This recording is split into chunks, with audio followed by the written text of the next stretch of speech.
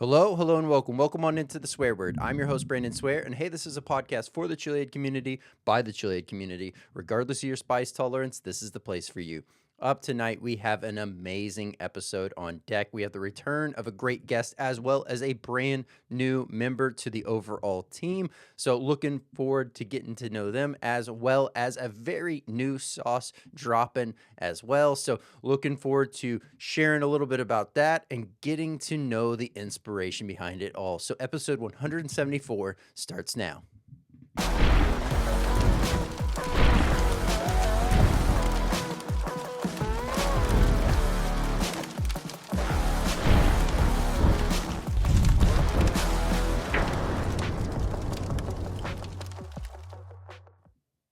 What's going on, Swear Nation? So glad to have everyone here, whether you're tuning in on YouTube, Spotify, Rumble, and or Apple Podcasts. Thank you so much for being here and continuing to make this podcast what it is.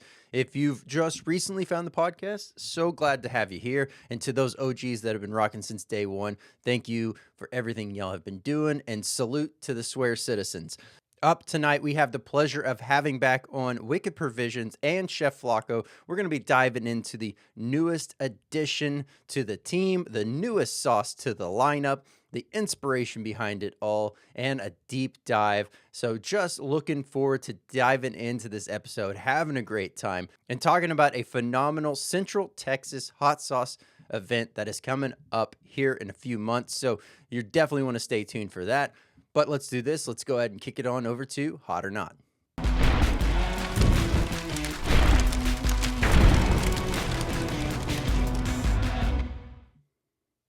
Hey, welcome on into Hot or Not. If this is your first time checking out Hot or Not, I do things a little bit different here. I don't do a 1 out of 10 scale. I like to do things out of a 1 out of 5. That's really based off of 5 different categories. Those categories are heat, aroma, flavor, versatility, burn. We add those up, average amount, and that gives us our total swear word rating. Now, another thing I don't like to do is I do not like to read the ingredients ahead of time. I like to let my taste buds do the exploration and find out all together what is actually in the sauce.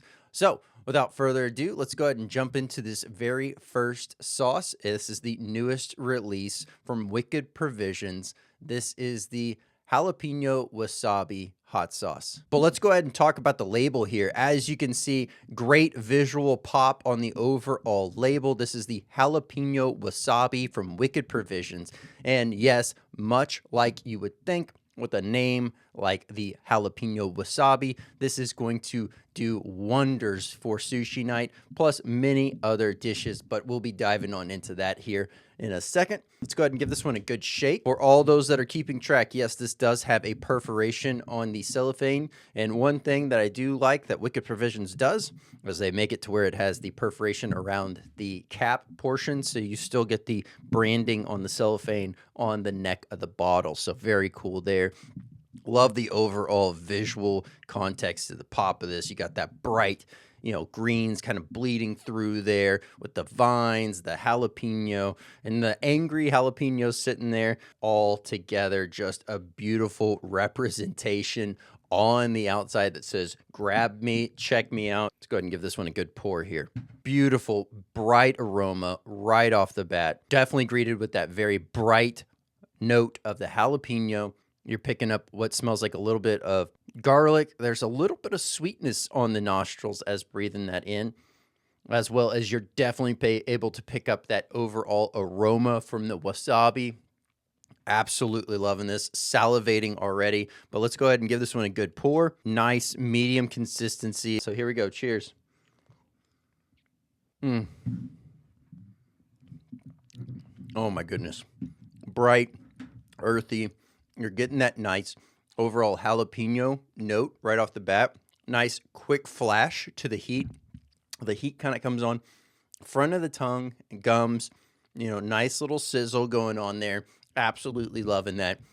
And then as that kind of rolls through, you're just like coated with this great savory note of the overall jalapeno and that sweetness that's in there. You're picking up a little bit of garlic and that just nice flat undertone, if you will, that is almost the baseline to this sauce.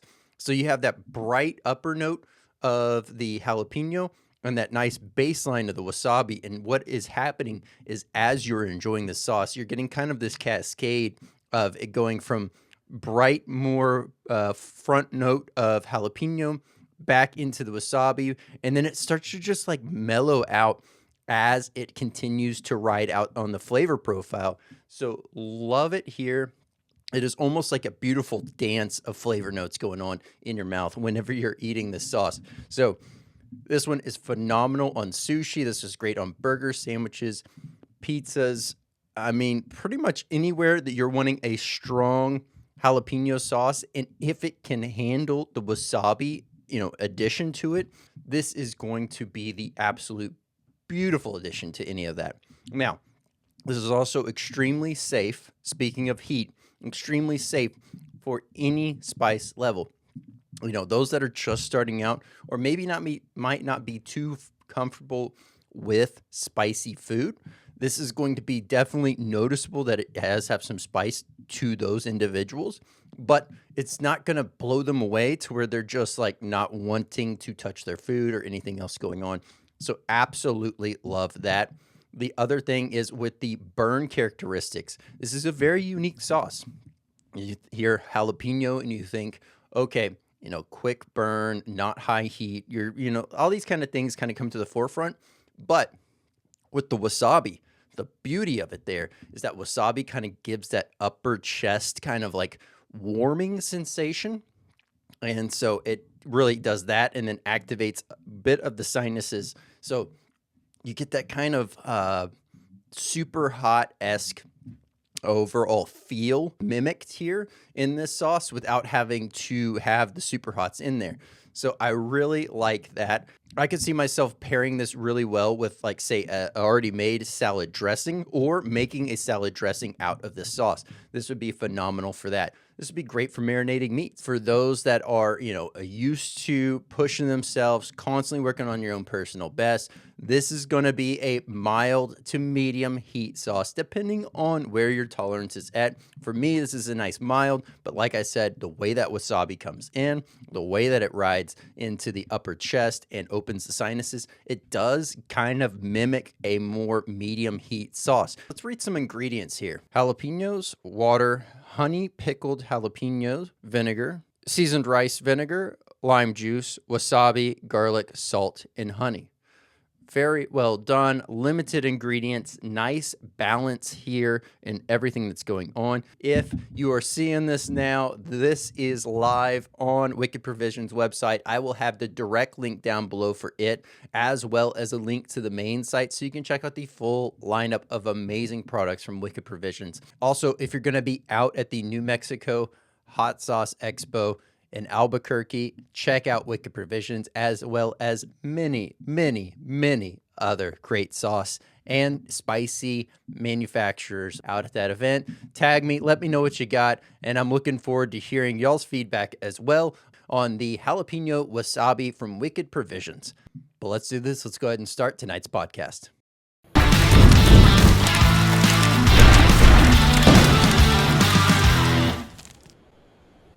Hey, Adam Ayara, how's it going? Going good. What's going on, Brandon?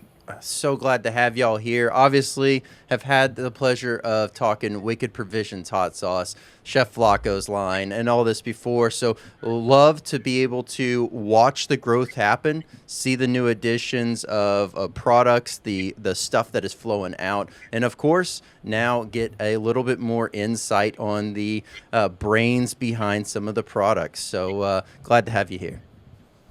Thanks for having us. Well, the one thing, obviously, Adam, you've had the pleasure of answering this before. The one real icebreaker, if you will, the introductory moment. What was that moment that you decided to really get fascinated with the world of hot? And then what was the moment that you decided, you know what, I'm going to start creating my own spicy products? It was absolutely the hot sauce festivals, and Mikey V was one of my first mentors. I started Chef Flaco Salsa well over 10 years ago and was doing fresh and canned salsas at the local farmers markets. And got met Mikey V at the Wolf Ranch Farmers Market in Georgetown, and he kind of got me embedded into the hot sauce scene and invited us to the Austin Chronicle Hot Sauce Festival, which we started attending, and we started vending, and we're competing with salsas initially, and I started trying all these different hot sauces and all the different variations that you can make with hot sauce, all the cool ingredients that you can use to make hot sauce, and my imagination was fired up, and I fell in love with hot sauces. I didn't initially start enjoying spicy foods. I was more definitely on the culinary aspect of it, but yeah, it was definitely the hot sauce festivals that got me started, and then decided that I wanted to create, kind of branch off from Chef Flaco Salsa and create Wicked Provisions. And as you can see, the branding's a little different. Also wanted to give back to the recovery community, and so a portion of our profits go from Wicked Provision sales go to a recovery charity called Shatterproof, which helps treat and prevent substance abuse. So, Very nice. And then Aria, as far as you jumping into the overall mix of things, like when did your, I guess, passion for the all spicy things really kind of kick in? I've always liked spicy foods. One of my earliest mentors was a Southwest style chef. We played around a lot with spicy foods all throughout my career. But I had my own farmers market business for a while and just started playing around with some hot sauces myself. But I did a lot of spicy jellies and stuff too. So I've always kind of had a love for spicy food. No, that's super cool to hear. I was actually talking with somebody this recent weekend that they were creating a product, very similar to as both of y'all have experienced, and it's like what you create in say a trial basis doesn't always clearly translate over into a production level, right? A larger scale.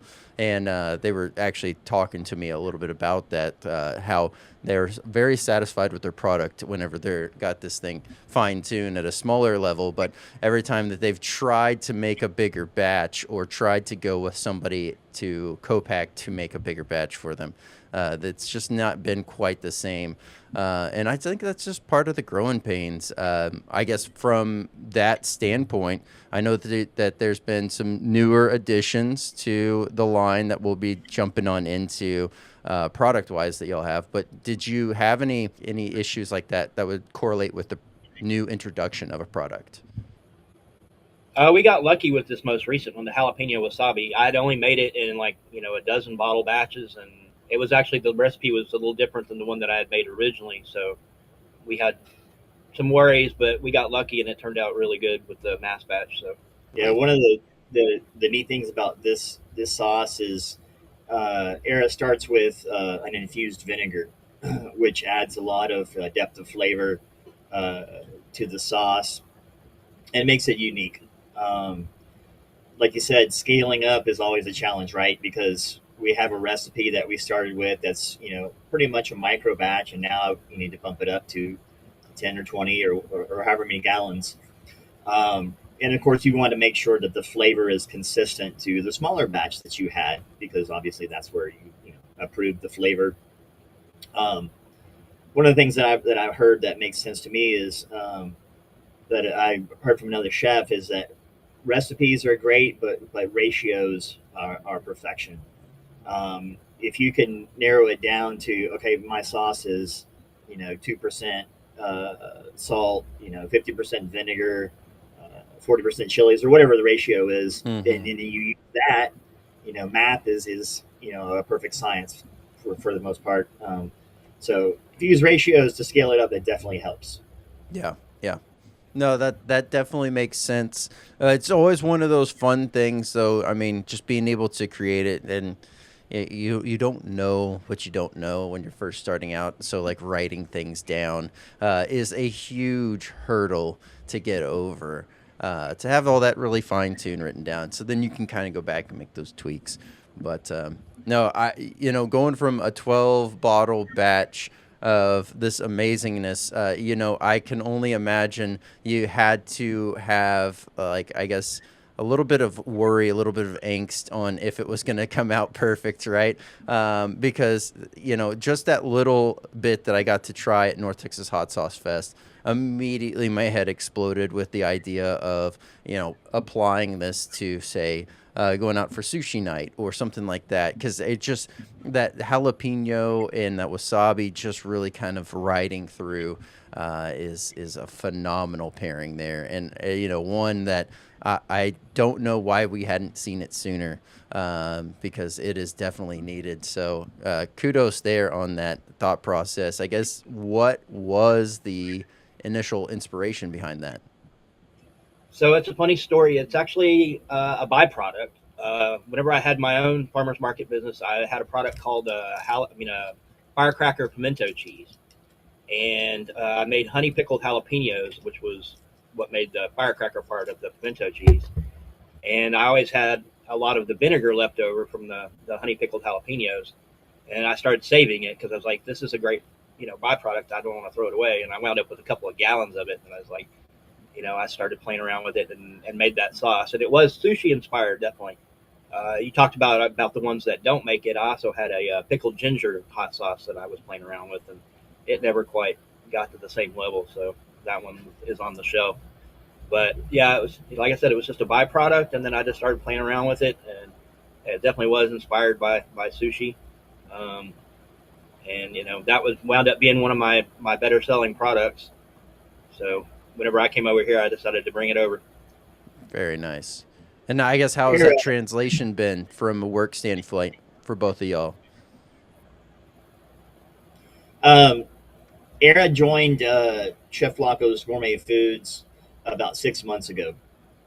Was the executive chef at our local country club here in Temple, and came on board, and I knew that you know that this was such a blessing that we were going to be able to collaborate on new products and get that going.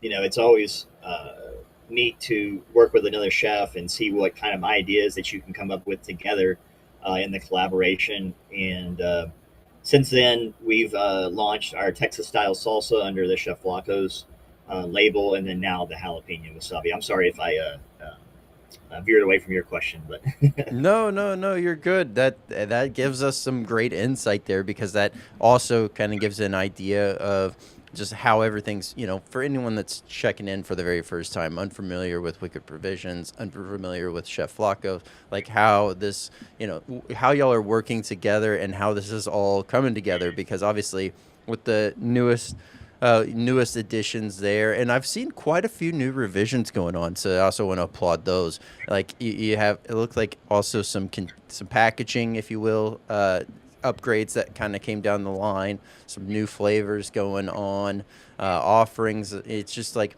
I guess, from a creative standpoint, is this now going to become is there going to be a, I guess, mad lab, if you will, of creativity going on, and then we'll slowly start seeing these roll out, and maybe like a seasonal test, or how does that look like? absolutely, it's there's so many ideas, so little time. We'd love to start doing a barbecue sauce line, a spice line, pickle line, all that stuff. We're the ideas are flowing, but we're humans and we also have families. So it's one step at a time. Hmm. I mean, so Yeah, yeah. Well, I mean, y'all have been making some big waves in Central Texas. Really, just being able to add to the community, add to the growth of y'all's companies, and really just the overall awareness and expansion from that standpoint. Obviously, you have the offerings that are exclusive to those that are able to meet you either at your location or at a market. But as far as your outward reach, I guess, is the goal to get more of a presence in the U.S. base, or are we looking to kind of step further? Where's the 2026 roadmap kind of looking like for y'all? so we just recently got into six Ace Hardware locations here locally in Texas, which we're extremely grateful for. That was a big step for us. It was like our first multi-unit account, I guess you would call it. And we're trying to grow our wholesale business. We're on Fair and sites like that where people can order wholesale direct from us. Um, we still do quite a few farmers markets to this day. We're trying to kind of outgrow the farmers market, so to speak, and by expanding our wholesale business, that seems to be the natural progression for small batch companies. Is the farmers market is kind of like a business incubator, Hmm. and then you start getting into local shops, and then from here it's a matter of finding distribution. You want to be able to, if you do decide to pursue a grocery store, you want to have all your ducks in a row and go to them and being like, and yes, we have distribution available and things like that. So, um, and we have our own shop. We've had Chef Flaco's Gourmet Foods for 3 years now, here in our hometown in Temple, Texas. We definitely want people to come to the store, and know that that's available. They don't have to wait till Saturday to get our products. They can come to the shop 5 days a week.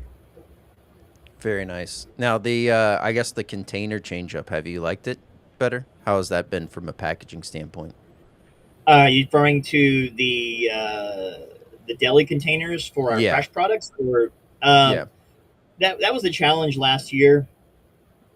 So on our anniversary, we decided to undergo a major change with our fresh products that we sell. We used to have everything in glass jars. I decided to switch to plastic deli containers. They're the same type of food containers you see at all the supermarkets in the deli section where you buy potato salad and olives and things like that. So, used widely in the industry, food safe, microwavable, stackable, dippable, all those good things. That was the best part, I think, for our customers, is that the new packaging was, you were able to actually just put it out at a party and it was ready to dip. With the glass pint jar, it's kind of hard to get your chip in there and enjoy the salsa that way. So that was definitely one of the benefits.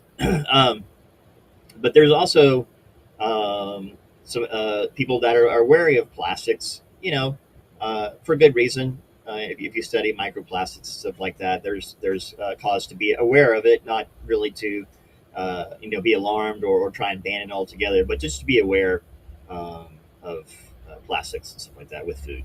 Yeah. Yeah. But very true to what you're saying. The immediate use case is so much greater now. Now, I mean, me personally, I have no problem just taking the jar and kind of pouring some on my chip or what have you. But Yeah, uh, for sharing purposes, for being a good hostess, I guess maybe having it more accessible would help. But. we still have our shelf stable salsas, or our black label salsas, are still in jars. So the customers can still have that available to them if they prefer the jars. All right, all right. I mean, hey, the black label is definitely ones that you're probably going to be buying for yourself anyways, so makes sense. Right. Definitely makes sense. Okay, all right. Well, I guess from a personal heat consumption standpoint, where do you seem to really kind of where do you gravitate around? Where do you feel comfortable? I'll let you answer that. The heat level? Yeah, Oh, I mean how spicy? yeah, Um, That you enjoy. yeah, I mean I'm not I like spicy food, but I don't really care for super hot stuff. Whenever, even like when we're making a sauce here, I like to taste it before I add all the reaper and stuff like that, just so I can actually taste it before I get it. I'm getting where I can handle it a little bit better. Like I said, I've only been at it for 6 months, so I've already seen some progress and yeah. We're trying to bump his enjoying tolerance up a little enjoying bit. it. But yeah, I mean, I've always liked hot food, but just not super hot. Yeah, well, and I mean, there's nothing wrong with that either. I was actually just talking about this not too long ago. The whole, I guess, the real difference that growing is growing from pepper to pepper, right? Ultimately, but you do have a little bit of different scope, a different outlook on these peppers from those that are like pursuing just solely super hots versus those that are going for like the more heirloom land race peppers. Start to find those that focus more on it for the flavor standpoint versus those that are looking at it from a what can this pepper do to me pain wise. Uh, so I'm definitely more about the flavor. I talked to Adam about, I like to feel notes in a mhm. flavor. It needs a beginning, a middle, an end, almost like a symphony. Yeah, that Yep. complexity. And if all it's doing is screaming one note, then I'm not really happy with it because I want that music in my mouth, not just a one note Yeah. thing. Well, and I guess from that standpoint, at the same time, like, sure, the ingredients all have their own part to play in the grand scheme of the sauce. But do you find yourself, looking at that? You're looking at the more flavorful notes of the peppers. Are you looking at something that's personal preference wise, something that's a little bit more fresh? Do you like a dried chili? Do you like powders? Like, how do you like to prefer your consumption of? So uh, I've learned a lot from your podcast. Actually, you had one about pepper growing with the pepper guru, and then one about how to choose the best hot sauce for you. Mm-hmm. And I learned a lot from that podcast about, um, not enjoying super hots is not necessarily weakness. It's just a personal preference. And for me, I'm in recovery. I think I did a lot of damage to my stomach lining whenever I was out there drinking in my 20s. And so I'm just not able to physically enjoy the spicier foods as much as I want to. You Mm-hmm. know what? There's a certain amount of gut pain that's involved if I push the limits. So I've had to kind of learn to temper uh, which sauces I consume. Do I Yep. love the flavor? Absolutely, man. I wish I could just eat Reaper pods and compete in the challenges, but I just can't physically. Yeah. It's a health issue. It's not a matter of me. I can't take the heat or I don't want it. It's a health issue for me. Yeah. As Um, far as whether fresh versus dried or powdered and stuff like that, I think they all have their place. If it's working for the symphony I'm trying to create, the flavors that I'm trying to get singing in my mouth, then I'm not really that concerned about whether it's fresh or dried. It's more the effect that I'm looking for than anything else. Yeah. Yeah. No, that makes sense. And I guess something that's also a little bit it's in line with that, but also I feel like could be argued a little bit obscure in that sense is how when you find a sauce where you will have a smoked or roasted pepper in there. You know how occasionally you'll find those little charred skins floating in the bottle. Here's a little fun question for y'all. I guess this could have been a burning choices, but ultimately, do you think that skin in there, because this is an argued debate, does that skin in there enhance the flavor, or is it absolutely not necessary? Yeah, that's a great question. We're actually tinkering with some sauces like that right now, where uh, we're we're adding more of the charred bits. You know what I mean? Um, so you can look at it this way. Yes, it's going to add flavor automatically because it's part of the vegetable. It's part of the pepper that you have. So you're incorporating more of the flavor, the roasted flavor. The skins are going to add a little bit more of fiber or a thicker viscosity to your sauce because Mm-hmm. you have that extra vegetable material in there. So it really depends on what you're going for with the finished product. I think it is a question that you need to ask yourself whenever you're debating that. Yeah, yeah. Because it was rather funny. I was actually at Bucky's, and you know how they'll have those little take and go salsas in the small containers when you get your burrito. I actually heard somebody that was talking through it, and oh man, this is because they picked up the Verde. They were like, oh, this one has little black specks in it. And then someone else picked. Literally, it's the same salsa, and they picked up the next one. They're like, I don't see any here. This one looks better to me. And I'm just like, dude, it's the same thing. But all right, let's go. So I think now that's that just personal preference. yeah, well, now that question's been rolling around in my head, and I've been answering it how like I would think, but then at the same time, I'm like, does someone actually look at this as it like just I mean, completely light night and day difference.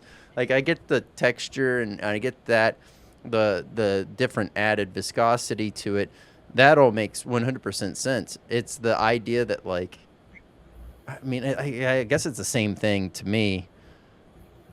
If you weren't looking at it from a texture standpoint, I may have just talked myself into my own So answer here, and you were to take the same sauce and fine blend one, it would be should be the exact same taste, obviously not feel, but taste as the other, just obviously texture difference because it's the same thing that you do with your kids when you're trying to hide the vegetables in the food, right? You just blend it down till it's a sauce, and then all of a sudden they really love that spaghetti sauce and they don't know why.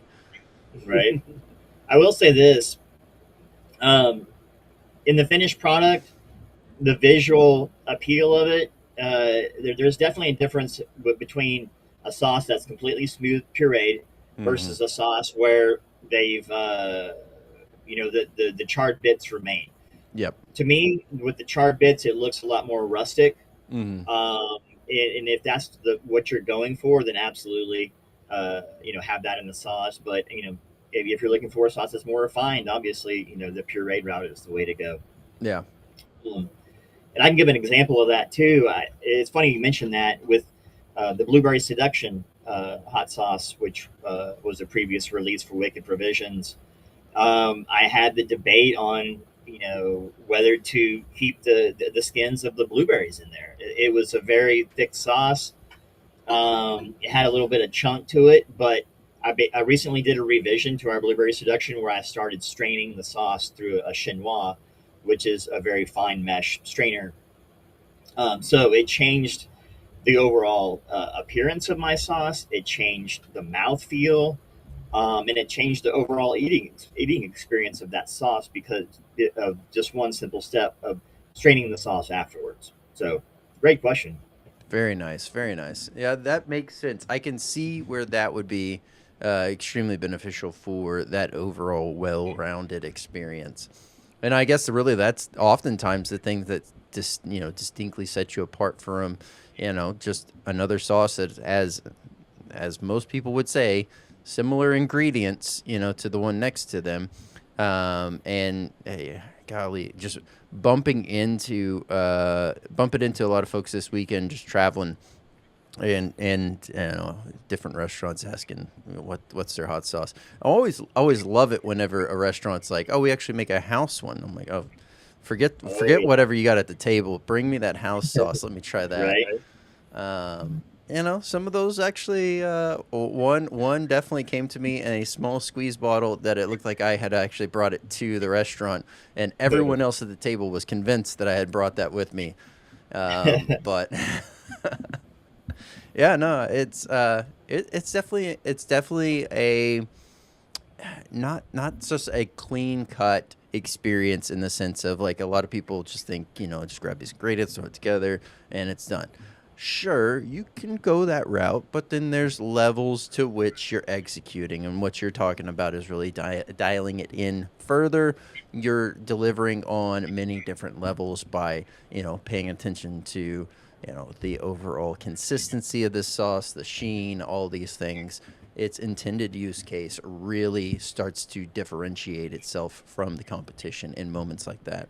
So, Right. from a sauce standpoint, how has the newest edition of your dessert sauce been from a market standpoint? And then I also know that you have a new market, well, relatively newer, market that's been going on, and I want to give you a chance to kind of briefly tell everyone what's going on with that, and why they should come on out to Central Texas. Well, the jalapeno wasabi athlete definitely adds a pretty neat variety to our lineup. I think that wasabi is an ingredient in hot sauce making that you really don't see a lot of yet. I looked up jalapeno, or I'm sorry, wasabi hot sauces online, and there really weren't any that were. They were all just straight wasabi sauces that were pureed and you could had in a squeeze bottle. it's I feel like it's an untapped ingredient in hot sauce making. As far as the markets and stuff, we do 3 farmers markets year round every Saturday, which is Wolf Ranch in Georgetown, Waco Downtown Farmers Market, and the Texas Farmers Market at Bell, which is in Cedar Park. Uh, Okay. there's those that are every Saturday, and then, like I mentioned earlier, our store in Temple, Texas, Chef Flaco's Gourmet Foods is uh, available 5 days a week rather than the farmers markets. The CenTex Salsa and Hot Sauce Festival is scheduled for May the 2nd, 2026, and that's here in Temple, Texas at the Whistle Stop Park.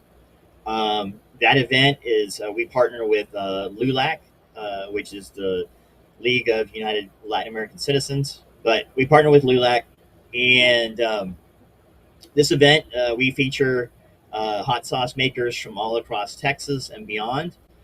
We also, since it's around Cinco de Mayo, we are also, it is pretty much a Cinco de Mayo celebration. We have folklorico dancers. We have a Chihuahua dress up contest. And this year we're including a Selena dress up contest. Oh, So okay. I know there's a lot of fans of her music here in Texas and in other parts. But yeah, it's going to be an awesome festival. Really looking forward to uh, getting some exposure to these small hot sauce companies and get them some more, hopefully, get them some more fans. Absolutely. That sounds amazing. So it's gonna be hot sauce, salsa. Is there anything else like what can they expect to see about like how many vendors typically and all that? 40 to 50 vendors with, I'd say, about 15 of them being hot sauce companies. So Okay. I'm definitely, like I said, this all stemmed from these type of festivals. So I'm Mm-hmm. really trying to evolve the festival into um, a hot sauce festival, which is what it is now. But um, with partnering with LULAC, we have the Cinco de Mayo aspect of it as well. So it's kind of a 2-part festival, if you will. There is a salsa contest that's open to the general public. I forgot to mention that. I don't know how I missed that. Okay. All right. Very nice. It sounds like a lot of fun. I mean, there's definitely things that sounds like for those that may not be quite the, chili head themselves, they can come out for the Cinco de Mayo side of things. If they like to make their own salsa, maybe they got that family recipe. Come on out and sounds like be a part of that, as well as being able to try out, check out, and pick up some amazing hot sauce, salsa, and much more. So May 2nd. All right. Very I will say nice. this: this is a shout out to any of the small batch hot sauce companies here in Texas or beyond. If you're wanting to make the trip, we are actively looking for vendors. So we welcome all small batch hot sauce companies. Get a hold of me. I'm sure Brandon will post the contact information. Shoot us an email and let's get you signed up and let's have some fun at the Hot Sauce Festival. Absolutely. All right. All right. And then what day, I guess, just for those that are listening, what day do they have until sign up wise, or should they just reach out and inquire on that? Um, I'd say in the next couple of weeks. We just started. We still have to get through Fiery Foods. So my goal is to get through Fiery Foods and then really start head first into getting the Cinco de Mayo festival planned. So they have a little while. All right. All right. Yeah. Sad I'm not going to be at the Fiery Foods this year. I had everything planned, ready to go, and then blew the transmission in my Suburban, and now it's like that's its own headache. I had already had some plans to go on a family vacation that I just got back from, so I'm like, I think unfortunately Fiery Foods is going to have to be next year. Um, It's you a know, trip, man. It's a yeah. long drive. It's a long drive, and it would be a lot to ask of family members to help watch the kids during that time frame. Right. So, yeah, yeah. So, but hopefully, more of these events around Texas start to pick up, take off. Hopefully, being able to get out more frequent to other events around the area. I would love to even go to some outside of the country. I think that'd be a lot of fun. Um, I guess from that I heard the standpoint, Portland obviously, one is really cool. what's that? I've said I heard the one in Portland is really cool. Yeah, yeah. I've heard quite the stories about a handful of these, and because of that, I definitely want to go check them out even more. Um, but yeah, I mean, you're doing the fiery foods. Is that something that y'all have done pretty regularly? I know that's one that's typically sought out to get to. Yeah, this is our third year of doing Fiery Foods, and we're particularly excited this year because we're doing the full product launch for the jalapeno wasabi hot sauce at Fiery Foods. We're doing a pre-launch product pre-launch the day that this podcast airs. It'll be available on sale on our website whenever the podcast is airing and as well, like I said, full product launch there at Fiery Foods. Okay. So they'll be able to just go to the website on, I guess after the podcast and head on over there and purchase away from that point on, or is that just pre-securing so that on the 26th or whenever they send out? No, they'll be able to order it as soon as the podcast airs. Okay, cool. On our website. Yes, sir. All right. Well, definitely recommend that for anyone and everyone. It is a friendly heat level, so you're going to be able to enjoy it. You're still going to have fun with it, and if you like sushi, highly recommend grabbing this for some sushi. Plus, much more. But sushi is a must. If you don't get one with that first bottle, and you're like, man, I didn't try it. That probably means you need to get a second bottle and try it on some sushi.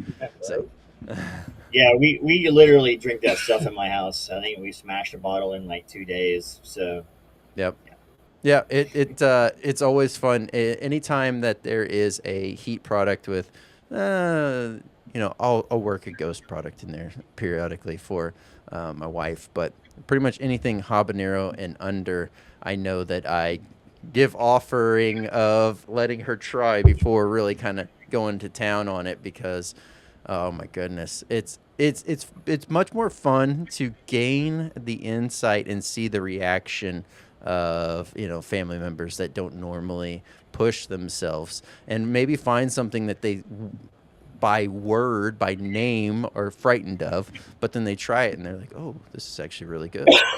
So You're lucky you have a wife that can handle it all. Mine can't even handle black pepper. So yeah, well, she, I still give her a hard time for it, but yes, I guess I should be very thankful for that. At one point, my wife was pretty consistently eating up to ghost pepper, and then after both my daughters, now it's like barely broaching on habanero is where her comfort is. So, right on. Hey, it is what it is. More spicy stuff for me, more fun for me. So it's always good. Right. That's how I used to keep my kids out of my snacks, was buying spicy stuff. Yeah. Yeah, I still use that line from time to time. Definitely with the younger ones. I'm like, oh, nope, sorry, those are spicy. What do you like to do for a creative fun outlet? Like, is there something that y'all like to do either together, separately, as like just disconnect and just relax? We're both gamers. We enjoy video games. I'm more of a Call of Duty kind of guy. He's more of a role playing kind of guy. But we also just started going and enjoying disc golf together. That's a good way for us old farts to get out and get a little exercise and get a little bit of sun and decompress and then separate ourselves from family and business for a little while. So we also Absolutely. we eat with our family, our parents, every Sunday. We take turns cooking, so we both have a passion for cooking, so we do that every Sunday as a family as well.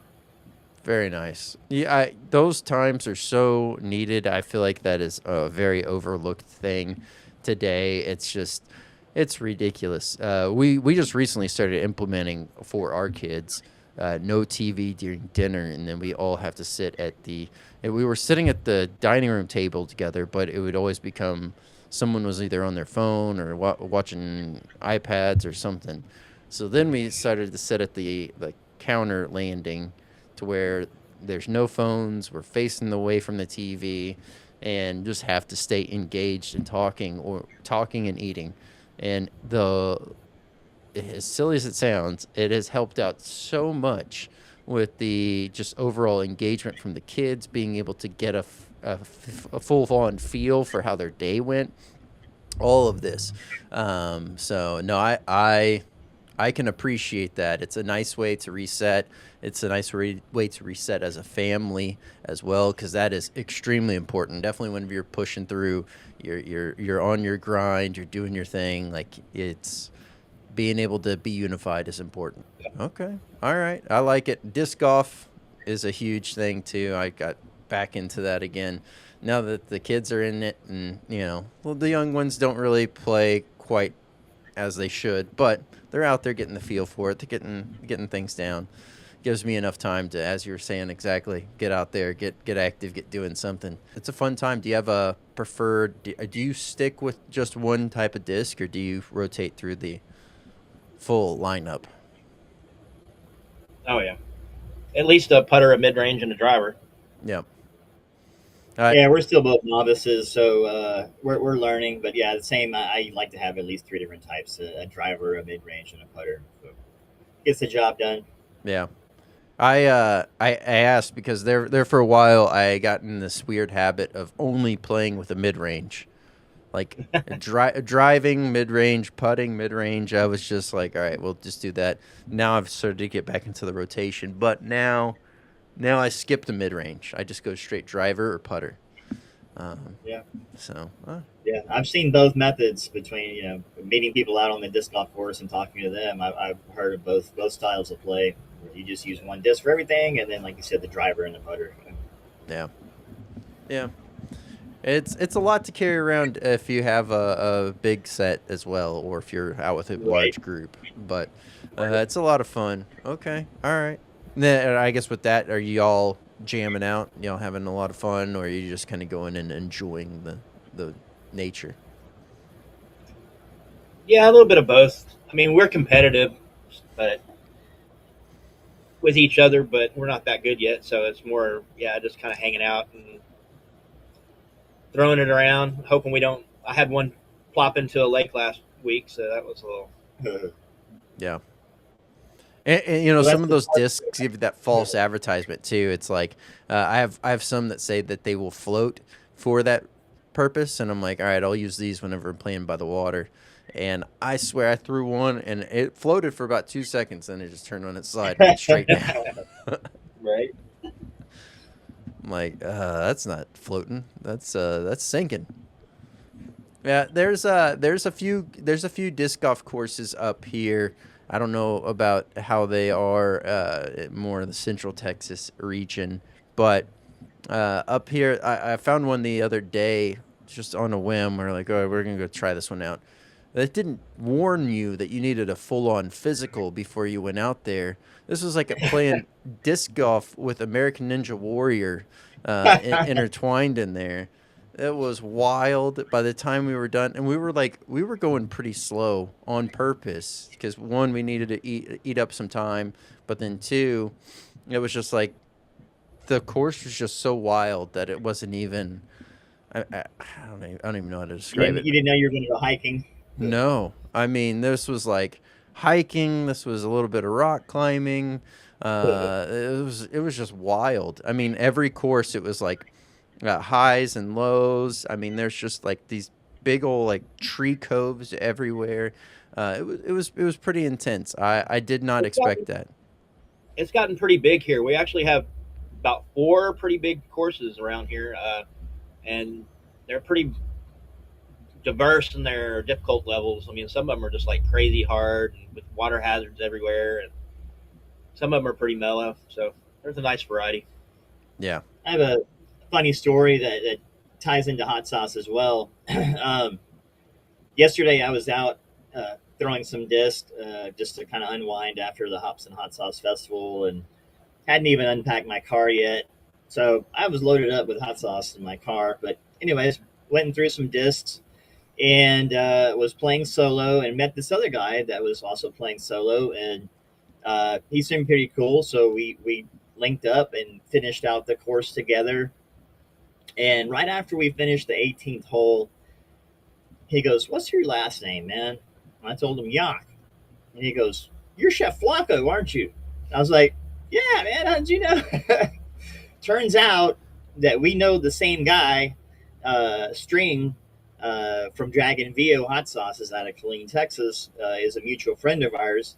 And so he's had my Chef Flaco's salsa products before, and is familiar with Wicked Provisions, and even a member of For the Love of Hot Sauce group on Facebook. So I was like, oh, this is too awesome, man. So we took a picture together, posted it in the hot sauce group, and then since I had a car full of hot sauce, he got hooked up with a bottle of our new jalapeno wasabi hot sauce in the woods. Very nice. Yeah, it was Hey, awesome. That's a small world, baby.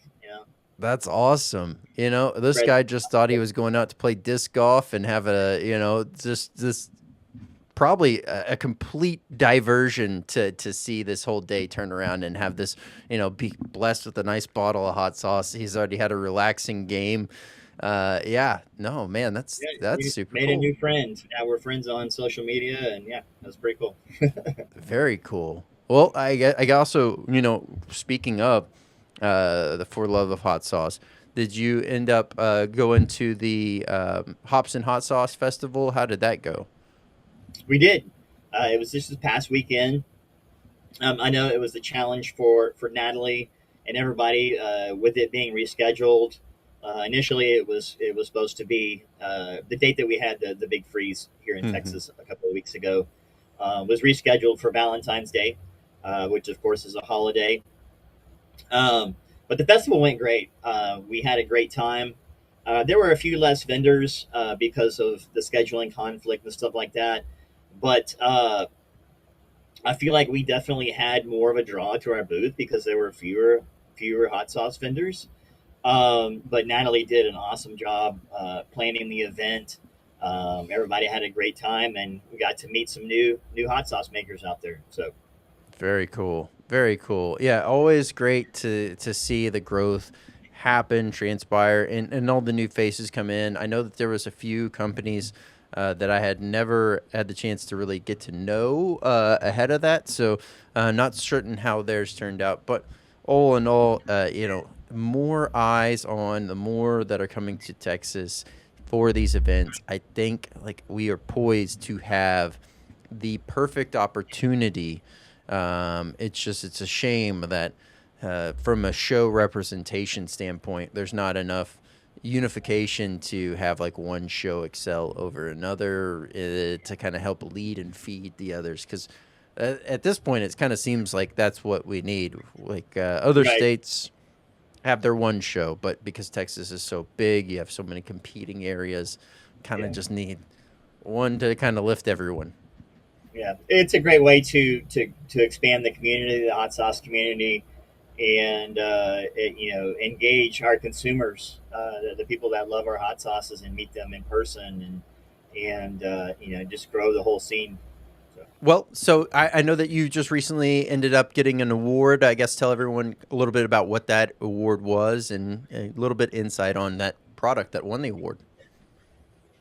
so yeah, we're pleased to announce that our bacon garlic reaper won another SCOBY.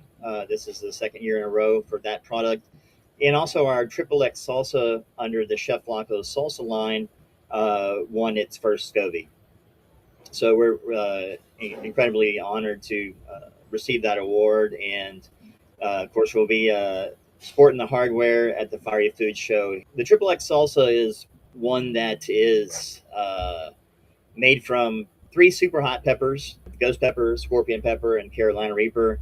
Still has that nice fresh garden flavor that you want from a salsa, which what is what makes that product particularly good. That what our customers, they'll go on the website and buy, 6, 7, 8 bottles of the stuff so they can keep it in their pantry for whenever they want to crack open a bottle. So very honored to be part of this Gobi Awards this year again. So Yeah, no, amazing job there. Congratulations. And yes, that bacon garlic reaper is hands down amazing. You know, that just it delivers such an amazing savory pop, but also such a bright and violent flash of heat. I love it.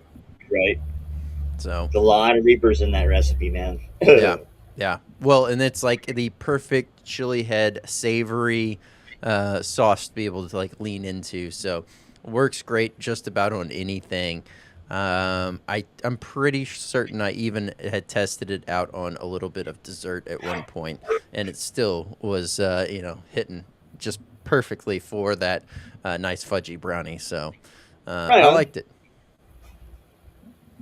Definitely The did. bacon and chocolate go well together, man. I can see that. Yeah, yeah. Well, definitely, because I tend to like a more dark chocolate anyways, so it's a little bit more bitter. So, yeah, that bitter and that savoriness worked out really well. So, okay, all right. Very cool. Well, I guess a nugget of knowledge standpoint, obviously, we've kind of talked about quite a bit in here, but let's do this. Let's do this for we briefly touched on it, but from a wanting to get into, the overall Texas hot sauce salsa scene, this is probably a best question to be able to once again just lay out for anyone that wants to vend at your event. How can they get tapped into that, and what would be the best path forward for them to have, say, just success at this show? Oh, the CenTex show. Yep. So the clientele here in Central Texas, of course, they obviously love salsa and hot sauce. I think just having a great presentation at your booth with an attractive display of your products, and being knowledgeable about your products and educating your consumers about what makes your products unique as a hot sauce company or a salsa company. Like I say, they love all different types of salsa, so they're not just going to be looking for one particular type. They want to try a variety of sauces, which is great because we plan on having a wide variety of hot sauce companies from all around Texas and salsa companies as well. So All right. Well, sounds great. CenTex, sign up for that. If you want to be there as a vendor, sign up for that so you can come and see it in person. Enjoy a great time. Grab some amazing hot sauce. Grab some amazing salsa. Enjoy yourself that day. Absolutely amazing. I guess this next part here is also something you're very familiar with. This is the hot seat nomination. This is one that you think would make a great guest for the show. I'd like to nominate Chris from Zunila's Hot Sauce out of El Paso. I met him at the Hot Sauce Hootenanny in Elgin, Texas, which was a little hot sauce show at a recovery farm here in Texas. And great guy. He embedded himself in the community, and I've seen him grow as a sauce maker over the last couple of years. And he was just at the Hops and Hot Sauce Festival this past weekend. I tried some of his sauces, and I was blown away. I was like, man, you've really grown as a chef and a sauce maker. So I think you'd make a good guest. All right, Chris, I'll be setting up a time to have you come on. Absolutely appreciate that nomination there. And this last part is greatly beneficial for those that are just audio only listening. Where can they find you? How can they find you? And any kind of announcements that you want to make, this is your opportunity for that. So you can find our products on our website, Chef Flaco's gourmetfoods.com. Flaco is Flacos. And we have our store in Temple, Texas. It's in between Waco and Austin, if you're not familiar with Texas. Here we manufacture all of our salsas and hot sauces right here in the store. And we also have several farmers market locations here in Central Texas that you can find on our website if you're interested in that. As far as, like I said, we have Fiery Foods coming up again. We're going to be doing our full product launch of the Jalapeño Wasabi hot sauce. And then the CenTex Salsa and Hot Sauce Festival on May 2nd. As mentioned earlier, we are actively looking for hot sauce companies that are interested in signing up. You can contact us via email, or you can get a hold of Brandon and he can hook you up. But yeah, we're definitely excited about that, and getting some new hot sauce companies in there and getting some exposure for them. Absolutely. Well, has been an absolute pleasure having you and your brother on here talking about the Wicked Provisions line, talking about Chef Flaco line. Absolutely loved every moment of the growth, the overall just revisions, the additions, everything in between. Looking forward to a strong 2026. I know that y'all are going to crush it, and can't wait to watch the continued success that y'all have. And of course, would love to have y'all back on and dive deeper. Thanks, Brandon. Appreciate you having us on, man. It's been great. Adam, Eric, thanks so much for coming on. It has been an absolute pleasure having you on the podcast and discussing everything to do with Wicked Provisions, hot sauce, Chef Flaco's line, and all the great new additions, as well as the newest release of the Jalapeño Wasabi hot sauce. Head on over there. I will have the direct links down below for it, as well as a link to the main site so you can check out the full lineup of amazing products, as well as a link to the main socials so you can keep up with all the great new additions of products and where they're going to be and how you can keep up all that linked down below. Want to say that we do have current sponsorship opportunities available for the podcast. So if you're looking to sponsor the podcast, we'd like to have a featured segment, go ahead and reach out on theswearword.net or on the socials, and we'll get that conversation started there. As well as new episodes are dropping every Tuesday at 8 p.m. Central with the periodic Thursday drop as we start to get this thing rolling. Got so many new updates coming out. It's a lot of things all in the pipeline. I'm trying to figure out how to roll them out best for everyone. So be patient as those roll out. Those will be dropping, and with some fun merch as well, hopefully. New additions, new lineup to that. So it should be a lot of fun there. Also want to say for our current sponsors, podvision.io, if you're looking to grow your brand, start your brand, you've hit a bump in the road, you're trying to figure things out, highly recommend checking out podvision.io for all of those needs, as well as webdx.one. Maybe you got an online site, maybe you had a guy at one point lost contact, maybe you just never got around to building out a website. Highly recommend checking out webdx.one because best of all, they get you looking great online while you get to focus on what you do best. I'm Brandon Swear. From everything from the world hot, this has been The Swear Word.